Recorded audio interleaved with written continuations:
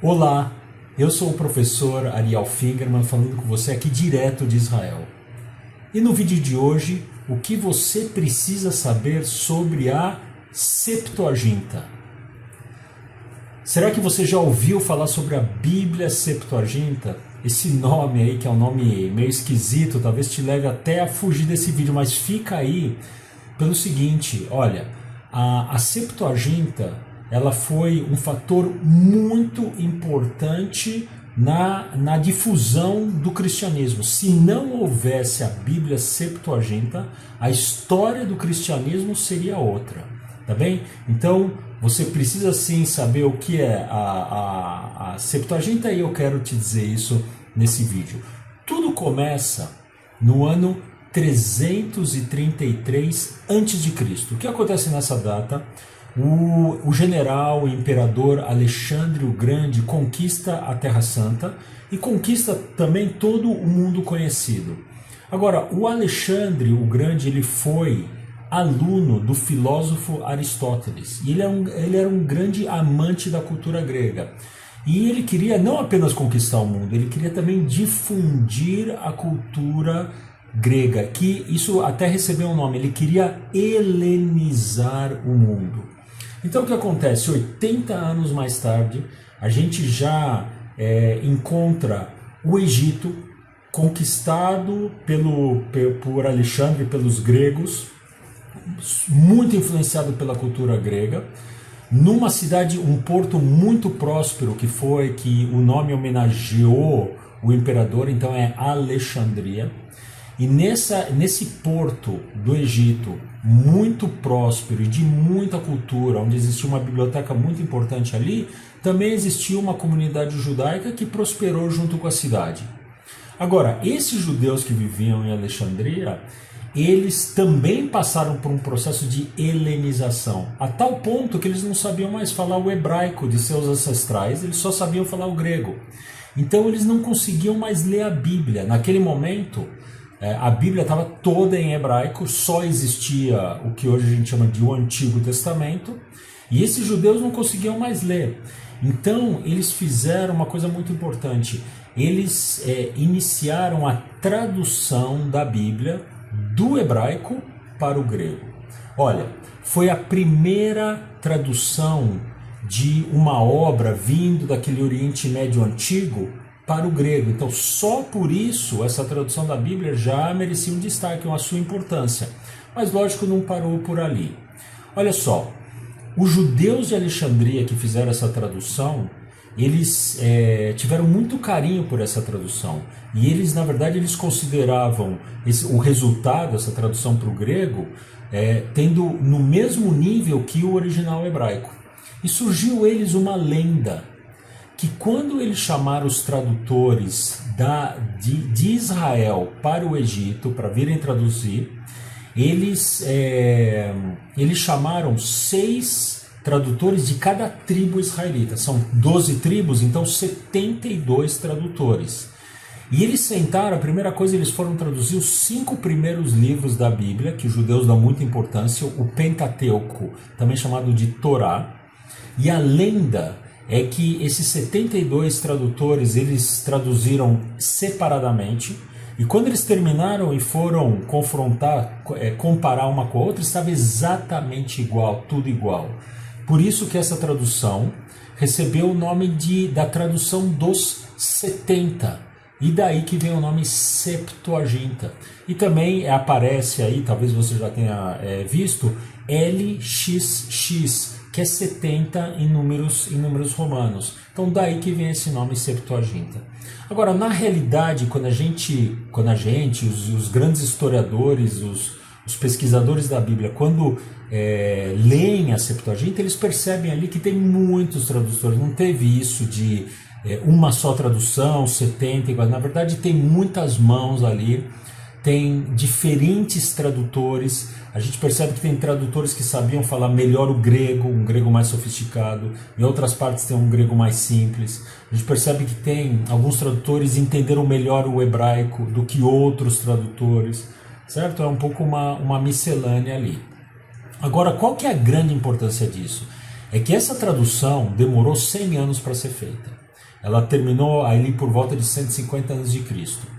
Então, o que acontece? Quando surge o cristianismo aqui na Israel antiga, e o cristianismo tem essa missão bem forte de fazer a difusão da Bíblia no Império Romano, que a língua era o grego no Império Romano, se naquele momento os cristãos fossem começar a tradução da Bíblia para levar para o grego, para o mundo grego, das duas uma, ou ia demorar 100 anos, ou ia ser uma tradução muito mal feita, porque feita às pressas. Então o que o cristianismo fez? Adotou a Septuaginta.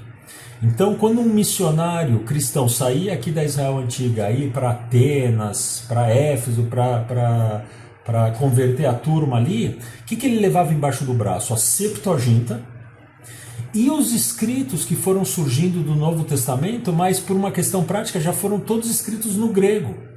Então era isso que ele levava embaixo do braço. Então veja só a importância muito grande da Septuaginta. Agora não para, essa é a grande importância, mas tem outras coisas bem importantes nessa tradução. Olha só. Quando aqueles judeus de Alexandria foram traduzir a Bíblia do hebraico, eles encontraram ali palavras e conceitos do hebraico que eles precisavam decidir qual a palavra correspondente no grego. Isso foi muito importante no pensamento cristão, no cristianismo que seguiu adiante.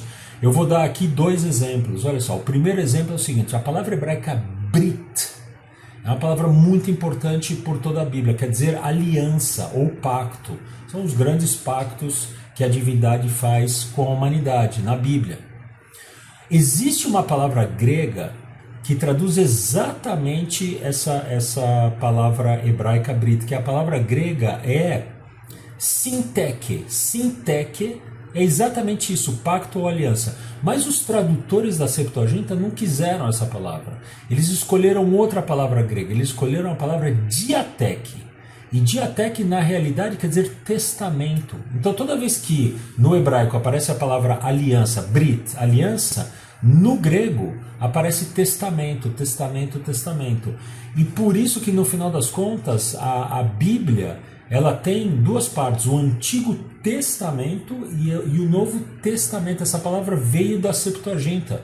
Na realidade, o que quer dizer Antigo Testamento? Antiga Aliança. O que quer dizer Novo Testamento? Nova Aliança. Então, por que é testamento? Porque é o que veio da Septuaginta. Um outro exemplo bem bacana é o seguinte: aparece demais no hebraico a palavra Mashiach. Mashiach quer dizer o ungido, ou ungido. Aparece por toda a Bíblia, por toda a Bíblia em hebraico aparece essa palavra. Quando os tradutores da Septuaginta foram traduzir essa palavra Mashiach, eles escolheram a palavra grega Christos. Então toda vez que aparece no original hebraico Mashiach, aparece na Septuaginta Christos. E daí o título Jesus Cristo, Jesus ungido. Isso veio lá da Septuaginta. E para finalizar esse nosso papo, uma coisa super interessante. Olha só, no final das contas, especialmente na época moderna, as Bíblias, elas preferiram voltar ao original hebraico, então deixaram de lado essa tradução grega, a Septuaginta, e foram na tradução, no original hebraico, que os rabinos estavam preservando, certo? O tradutor cristão, se sua Bíblia é uma Bíblia cristã, o tradutor da sua Bíblia foi lá, falou para os rabinos: escuta, me dá aí, deixa eu ver a sua tradição hebraica, porque eu quero traduzir exatamente do hebraico.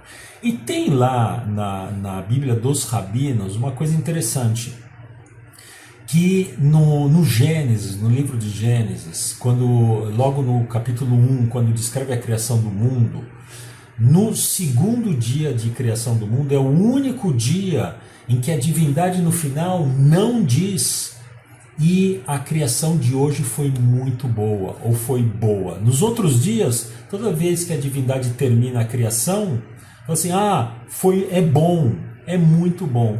O segundo dia não aparece assim. E isso gerou muita teologia.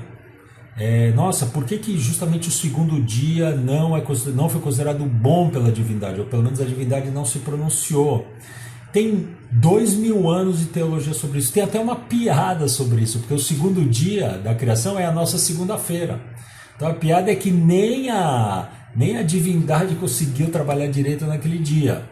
Agora veja só que interessante, quando a gente consulta esse momento do relato bíblico, a Septuaginta, na Septuaginta, no segundo dia, no final do relato do segundo dia, está lá, e a divindade considerou boa a criação desse dia. Ou seja, quando a gente vai na Septuaginta, quem sabe a gente está indo num original que é o mais fiel ao original da época bíblica. E esse é só um exemplo de vários outros que quando a gente vai na Septuaginta, ela explica algumas coisas que a gente não entende muito bem no texto bíblico que a gente usa na nossa época, tá bem? Na nossa Bíblia. E é isso o que você precisa saber sobre a Septuaginta.